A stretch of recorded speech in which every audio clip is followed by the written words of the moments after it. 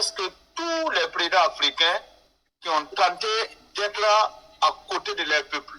Tous les présidents africains qui ont tenté de travailler pour leur peuple, on a toujours mis des bâtons dans les roues. Il y a beaucoup qui ont été assassinés.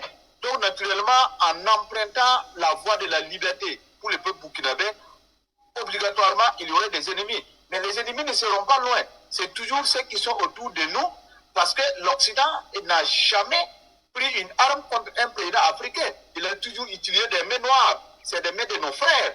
Donc, cette trahison, cette traîtrise, le Burkina ne peut pas en échapper. C'est à nous seulement de rester vigilants, c'est à nous de rester soudés derrière notre président, c'est à nous d'être organisés et en tout cas de veiller au grain.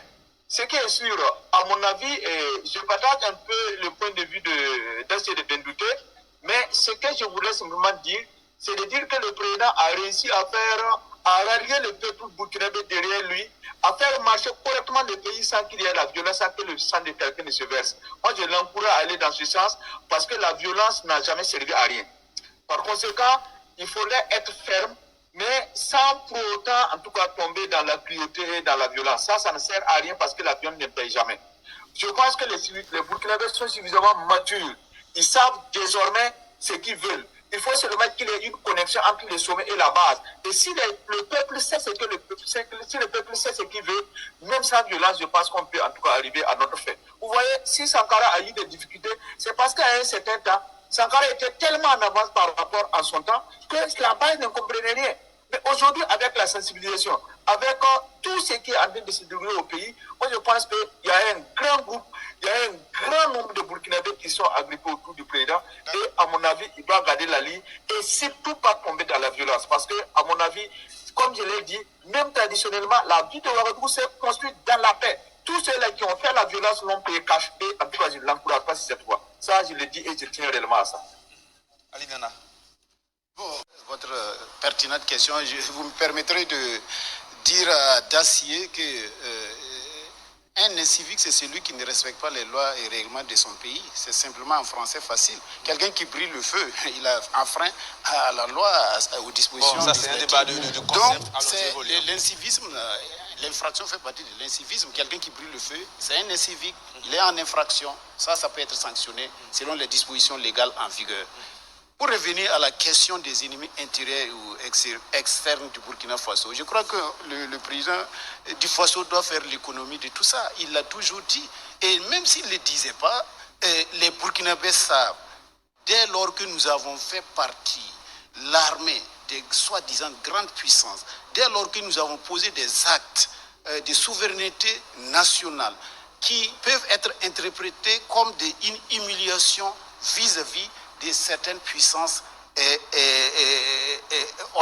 obscurantistes ou internationales, il faut s'attendre, je l'ai dit il y a de cela 1 an et demi, il faut s'attendre à tout.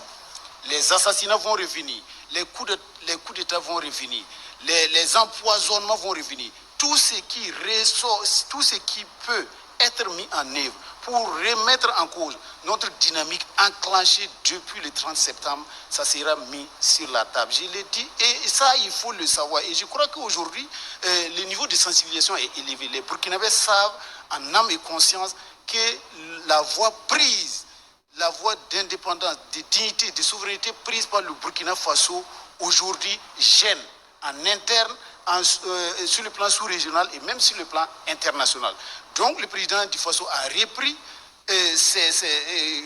pour dire en réalité, pour choquer nos soi-disant ennemis. C'est un rappel.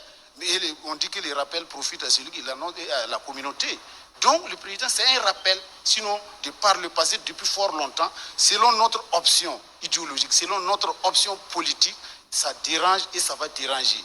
Il importe maintenant aux autorités actuelles, au peuple burkinabé, de s'ériger en sentinelle et de faire de telle sorte que nos autorités actuelles qui ont eu le courage de faire rêver ce peuple burkinabé à travers cette révolution puissent effectivement aller à bon port, comme on le dit. Il faut que le peuple, ce qui est envisagé aujourd'hui comme développement durable, comme garantie de la sécurité, parce que la révolution c'est quoi?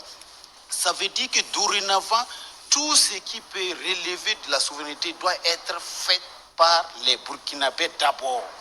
Notre sécurité, c'est les Burkinabés. Notre économie, c'est les Burkinabés. Nos finances, c'est les Burkinabés. Notre culture, c'est les Burkinabés. Ensuite, nous pouvons faire appel à d'autres canaux internationaux, à d'autres canaux, à travers des accords bilatéraux, des accords multilatéraux, pour effectivement s'insérer dans le monde, parce que nous sommes dans un monde ouvert, où la solidarité doit être démise. Donc, parlant des ennemis internes, il faut que les Burkinabés sachent que, le président l'a dit, il a dit qu'il ne fera pas la même erreur que Thomas Sankara. Ce n'est pas pour rien qu'aujourd'hui, quand le président du Faso se déplace, vous voyez tout un arsenal de... voilà, c'est comme ça, il faut préparer les gens. Donc je crois qu'à ce niveau... Et dans cette guerre,